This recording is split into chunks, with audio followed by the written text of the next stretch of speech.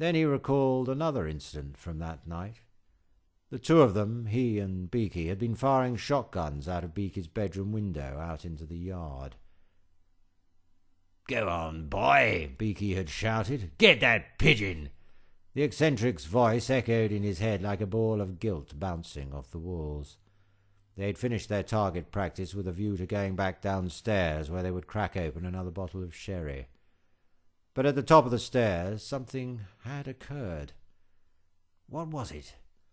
Pedro thought back, pondering, wafting aside the hazy memory smoke that had fogged up his alcohol-massacred head. Then it hit him, the realization. At the top of the stairs, Beaky had gone in to kiss him. "You're adorable, do you know that, dear boy?" he had slimily whispered, attempting to be erotic, but just coming across as a filthy old pervert.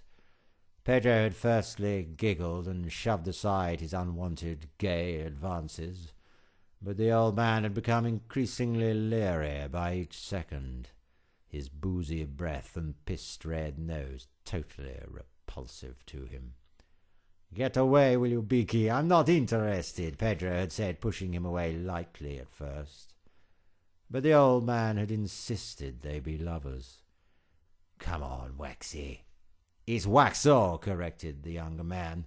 "Waxo, come on," he shouted, mid-burp. "Let's get naked and sweaty. I can show you what a 66-year-old shag veteran can do. I'll make your eyes pop out, boy. Make your fucking head spin. Give you such magical pleasures you have never deemed possible. Oh, have you heard me?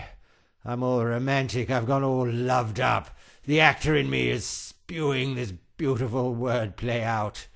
The love hearts are pumping out amidst my pissed breath. I'm in pure lust, dear boy.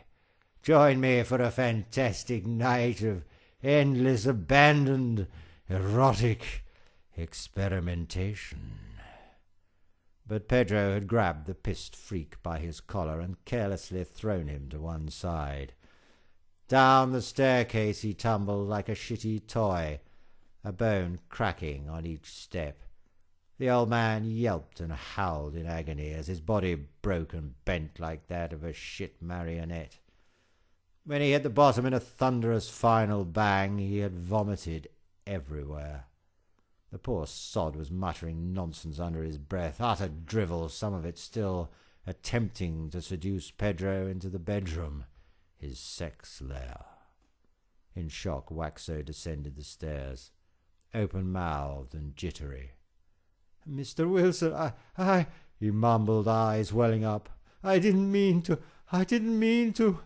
"Oh, dear boy," he mumbled under his breath, the neck all bent out of shape.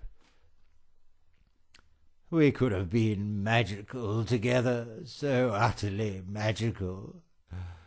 But it was not meant to be, dear boy, not meant to."